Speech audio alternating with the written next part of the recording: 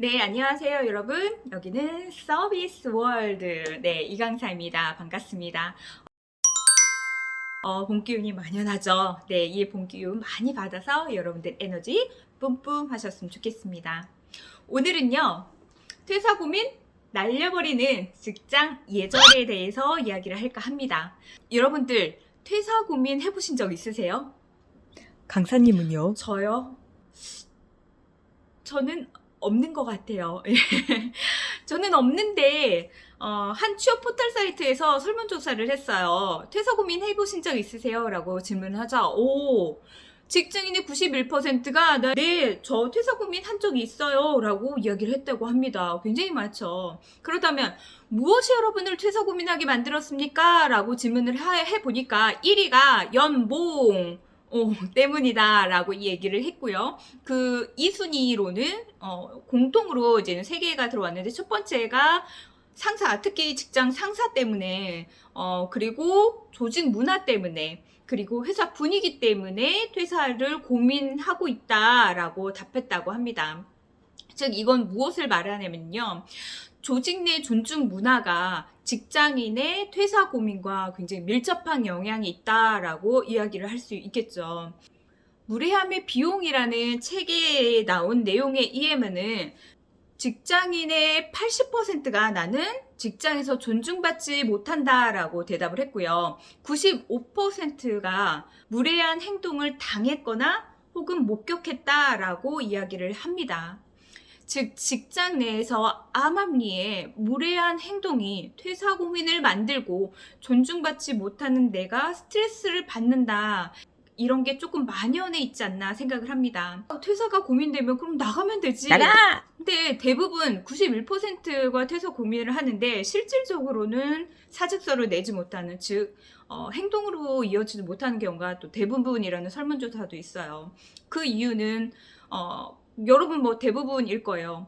월급이 끊기면 안 되는 경제적인 이유 때문에, 그리고 이직을 희망하는 이제 적당한 회사를 찾지 못해서, 그리고 아직 경력 관리 차원에서 이직하기는 조금 애매해서 못하는 경우가 많은, 즉 직장인들의 많은 사람들이 퇴사 고민을 하고, 내가 이런 무시를 당하면서 살아야 돼 라고 하는데 막상 이직을 하려고 하니까 경제적으로도 어렵지. 그렇다고 한다면 빨리 이제 이직할 곳을 찾은 다음에 퇴사를 해야 되는데 그렇게 적당한 것이 나오지 않지. 그러니까 스트레스 받는 상태에서 계속 일을 하면서 하면은 직장인의 건강 상태는 심리적인 그리고 육체적인 건강 상태는 안 좋아지면서, 또 회사 입장에서는 그런 직장인이 생산적인, 능률적인 최고의 이제 생산성을 내기는 완전한 100% 나오기는 힘들 거잖아요. 그렇기 때문에 직장인은 직장인대로, 그 다음에 조직은 조직대로 건강하지 못하게 지내는 꼴이 된다는 거죠.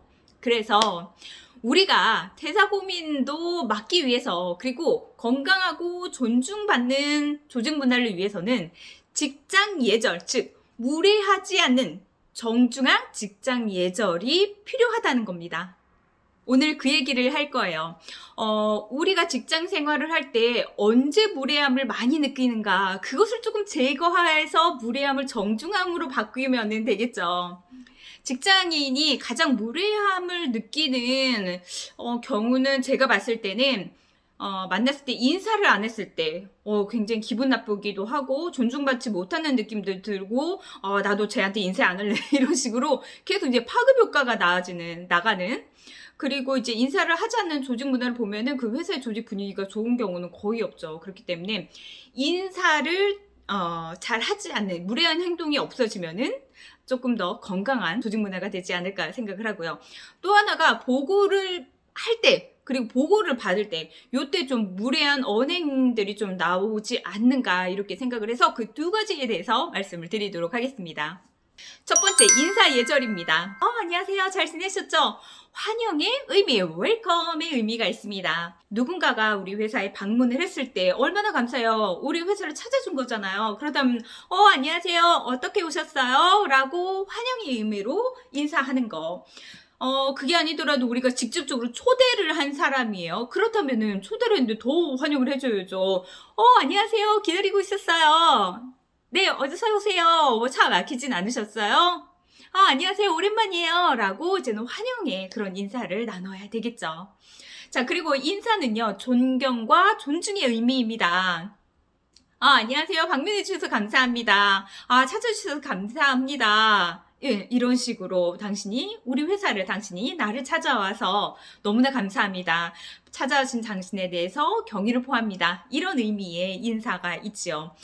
그런데 존중과 존경의 의미로 인사를 해야 되는데 그러다 보니까 내게 영향력이 있는 사람한테만 인사를 하는 경우가 있어요. 즉, 좀 영향력이 없는 부하 직원이라든지 아니면 협력업체, 그리고 그 파워가 별로 없는 사람한테는 인사를 누락시키거나, 예, 무시하려는 그런 것은 우리가 정말로 피해야 됩니다. 왜냐?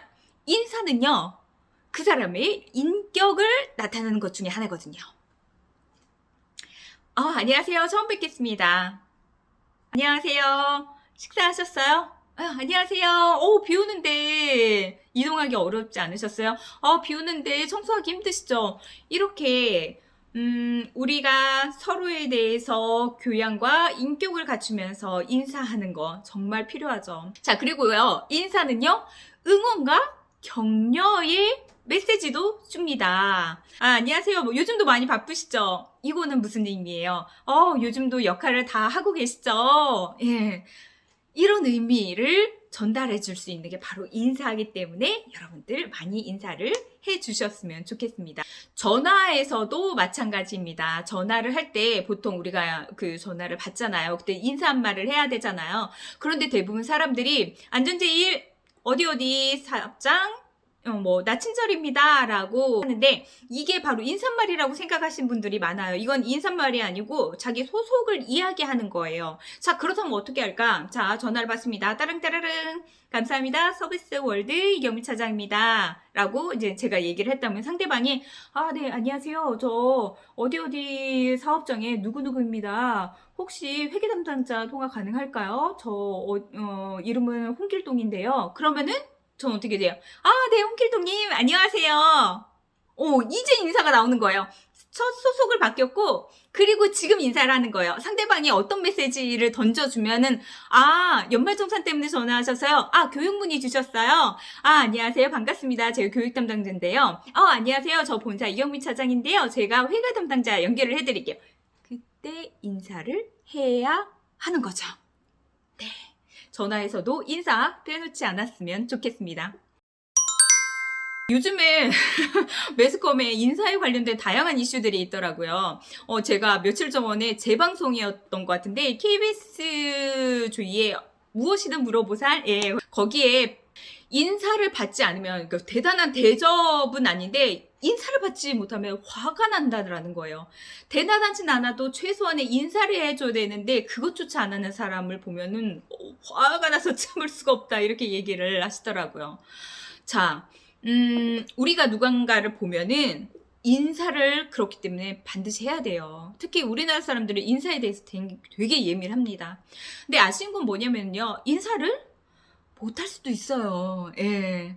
자, 정리하자면요. 인사는 부하 직원이 상사에게 먼저 하는 거고요. 그리고 연하자가 연장자한테 먼저 하는 겁니다. 그리고 직원이 고객에게 먼저 하는 겁니다.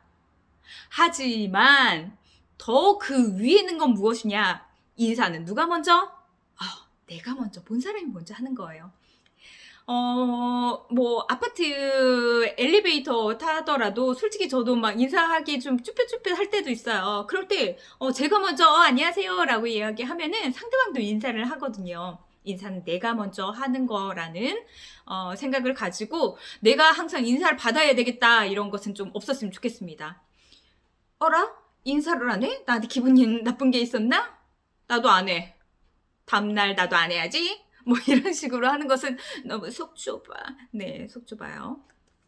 자, 그리고, 진짜 최근에 이슈가 된 따끈따끈한 건데, 당 대표가 문 대통령을 만나면서 90도 폴더 인사를 하고서 악수를 한 게 좀 화제가 되고 있더라고요. 저렇게까지, 폴더 인사를 할 필요가 있는가. 악수도 이제 인사의 한 종류죠. 이제 서양식 인사라고 할 수 있는데, 악수는요, 서로 대등한 관계에서 곳곳이 서서 하는 것이 바로 악수입니다. 자, 그렇기 때문에 굳이 허리를 숙여서 악수할 필요는 없어요.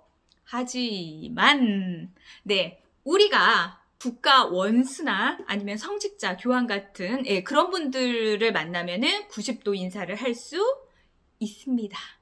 특히 우리나라 인사, 허리 숙여서 하는 인사 같은 경우에는 보통 이제 눈 맞춤 인사, 5도 인사, 그 다음에 15도 인사, 30도 보통례 인사, 그 다음에 정중례라고 해서 45도 인사, 뭐 이렇게 여러 가지가 있잖아요. 어떤 인사든 상관이 없어요. 중요한 것은 상대방이 인식할 수 있는 인사만 하면 돼요. 예. 안녕하세요. 그냥 눈 맞춤 하셔도 되고요.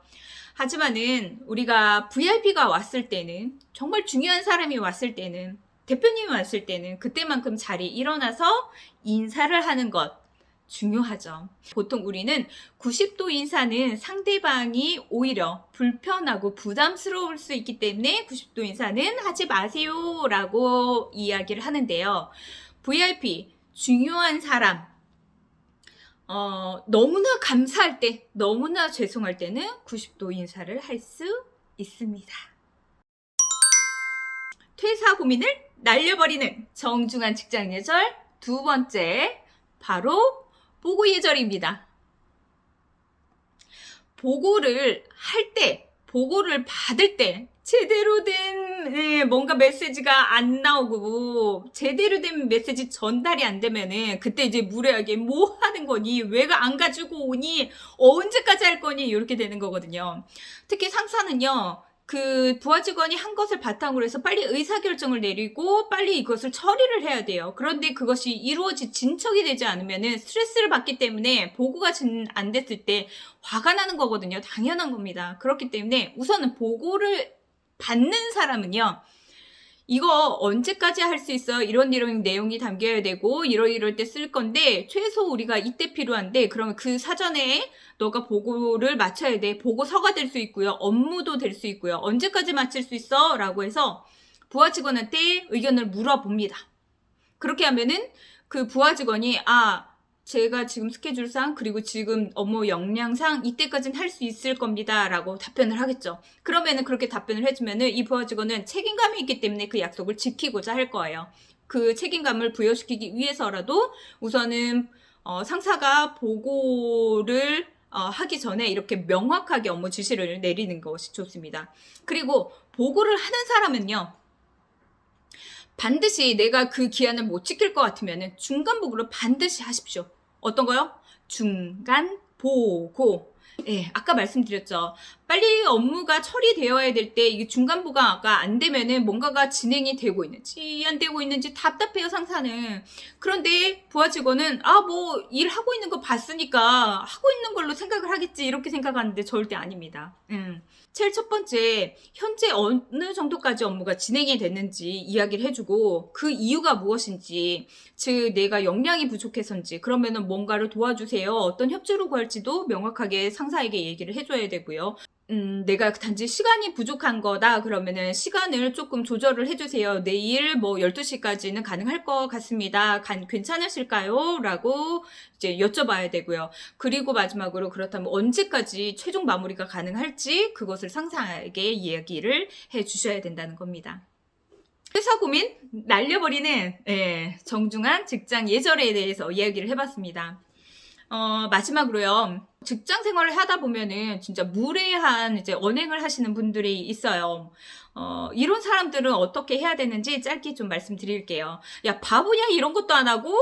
약간 이렇게 얘기를 했을 때, 기분 나쁘잖아요. 그쵸? 그거 가지고 좀 화낼 정도는 아니고 조금 애매한 그런 선이라면은, 장난으로 여러분들도 그냥 넘겨주시는 것이 좋아요. 모든 것을 예민하게 받아들이면은 직장생활은 물론 사회생활 하기도 어렵습니다.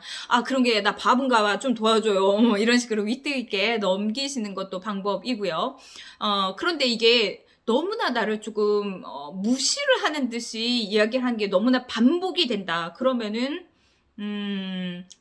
그런 게 계속 받아주게 되면은 그게 본인은 장난인 줄 아는데 나는 계속적으로 마음은 다치고 그게 이제 문화로 정착해 버리는 그런 과정으로 넘어갈 수 있기 때문에 좀 잘라줘야 돼요. 내가 뭔가를 좀 잘못 짚은 게 있나요? 그러면은 뭐 어떻게 해야 돼요? 뭐가 부족한 건지 좀 알려주세요 라고 이야기를 하는 그런 방법이 있고요. 아니면 정말 조금 심각한 거라면은 죄송한데요. 진짜 바보 같다는 말은 진짜 하지 말아 주실래요? 진짜 그거는 조금 그 얘기 들으면은 정말 저 너무너무 자괴감이 들어요. 진짜 하지 말아 주세요라고 이야기하는 것도 방법입니다. 단계적으로 하는 것도 방법이고요.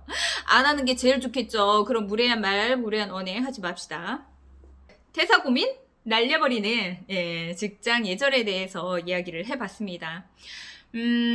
무례함의 원인은 여러 가지가 있어요. 그런데 요 책에도 나오는 건데 무례함의 원인은 여러 가지가 있지만 무엇보다 자신에게만 너무 초점을 맞추고 상대방이 지금 어떤 기분인지 그리고 상대방이 지금 어떤 상황인지 별로 신경 쓰지 않기 때문에 이런 경우가 발생한다고 합니다. 그렇기 때문에 두루두루 살피는 그런 서비스 월드 여러분들이 되셨으면 좋겠습니다. 자, 오늘 경청해 주셔서 감사합니다. 정중한 하루 되세요. 감사합니다.